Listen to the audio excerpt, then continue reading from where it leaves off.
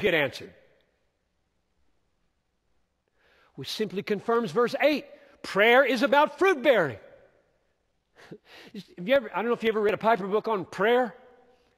I've got this little picture that I love to use all the time. I wear it out. I haven't used it for a long time, so I'll use it now again.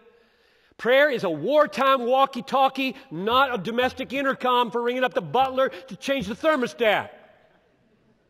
Got that? It is a wartime walkie-talkie to call in firepower because the enemy is greater than we are. You try to turn this into a domestic intercom to bring another pillow, it malfunctions. And you wonder why. It's not made to be an intercom. It's made to be a wartime walkie-talkie. I'm getting it straight out of verse 16. I chose you. I got a mission for you. And it isn't another pillow. It isn't thermostat changes. It's fruit bearing. At Cass Lake and Azerbaijan and San Diego, it's fruit bearing. Where you are, in your family, in your personality, more fruit in 2009. I got a mission for you so that the walkie-talkie will work, because that's what it's designed for. If you wonder why it might not be working, just ask, am I on mission? It works on mission. It's what it's for. It's for change and power. It's for fighting the devil. It's for putting yourself in really hard circumstances where you can't manage it. And you're crying out to God. That's what it's for. You don't need to ring up the general to bring in the air cover if you've got one wounded soldier to pick off. If you can manage this, you won't pray. Okay. That was verse 16. Number 3, chapter 16. One more.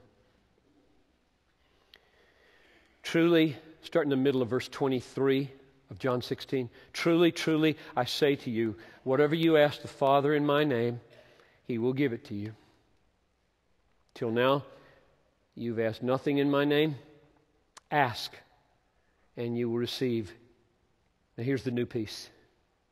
That your joy may be full. So everything we've said so far in the other two passages, you should bring here. I think John wants us to read his book like that. Learn something here, bring it to 15. Learn something in 15, bring it to 16. Don't leave it all behind and ask the same old questions over and over and over again. Okay, we got some help with that in chapter 15. We got some help with that in chapter 14. Bring that here. But now we got a new thing. Prayers for your joy. Prayer is for your joy. Ask and you will receive, that your joy may be full. So here's my question. What's the connection between the emphasis on the glory of God being the goal in chapter 14 and 15 and my joy being the goal in chapter 16? What's the connection? And I would put it like this. If we find our joy in seeing God's glory and in manifesting it for others to see and be amazed and converted and sanctified by, if our joy rises when we see the glory of God and when we spread the glory of God, then He will be glorified in our joy, and our joy will go up when He's glorified. Works both ways. God is most glorified in you when you're most satisfied in Him. And when you're most satisfied in Him and He's most glorified in you, it goes the other way as well. He gets more glory when you're satisfied in Him, and you get more satisfaction when He's exalted and His glory is shown. And there's no contradiction here between these two. It is for your joy, because God gets glory in answering prayer, and you delight in His glory. Why wouldn't you be happy if God is made the center of prayer? Because that's where your joy is. It's in Him, not in what you got for Christmas, is it? Those are just pointers.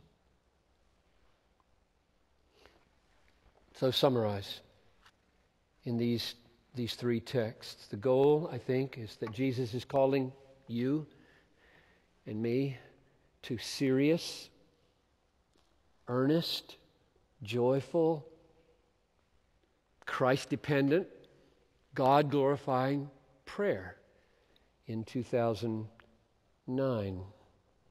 Jesus is the mediator. There's only one. And God's glory is meant to be exalted in it all. So let me give you a few practical suggestions. These are growing out of my life and out of my reading of the Bible. Just 3 brief practical suggestions, because we're not doing as well as we should. Suggestion number 1 in your life of prayer for 2009. Set aside a time and a place each day, and don't leave it to chance. Set aside a time and a place each day, and don't leave it to chance. The devil defeats most praying before it happens because we didn't make a plan. If you don't plan, believe me, I have been at this a long time, and the devil hates me and my prayer life like you wouldn't believe how many good things keep me from praying. Not sin. Sin does not keep me from praying. Righteousness keeps me from praying. Answering holy emails and other holy things. Just checking out one more piece of relevant news to pray about at whatever news service you click on. It's not evil that keeps us from praying. It's good things, and He is shrewd to the bottom. So, pick a place and pick a time and show up. Number 2, I suggest that you combine your praying with reading the Bible, and that you take what you read in the Bible and you turn it into prayer. Because your brain, if it's a typical human brain, will have a very hard time holding a train of thought while you pray with no help from the Bible. Try it for just 10 minutes without your brain flipping out onto the dust you see on the Venetian blinds. Just try it. He is wicked in His goodness. It needs to be dusted. Wouldn't be sin to get up and dust it. Would it? Use the Bible and turn the Bible into prayer. Read, pray, read, pray, read, pray, read, pray, as long as you want to or can.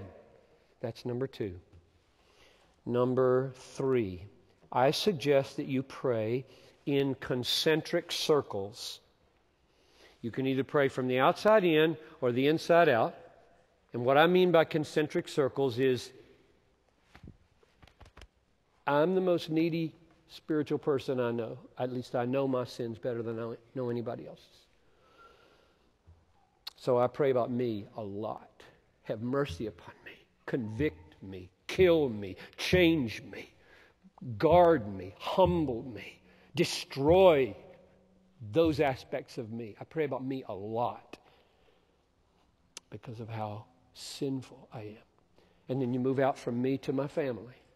Pray about Noel, pray about Talitha, all my sons, all my daughters-in-law, all my grandchildren. That's another circle. Then I move out from there to the staff. I can name the staff and the elders. And then I move out to you, the church.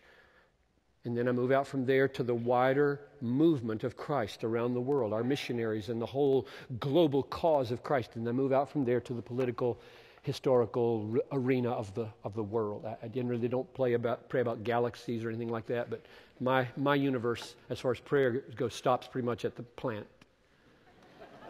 I don't pray for the devil or angels. I don't see any reason for doing that in the Bible. So, or you could go the other direction, move from the outside in, just whatever. And at every one of those concentric circles, if you wonder, why don't you put God at the middle? It's because He's in every circle.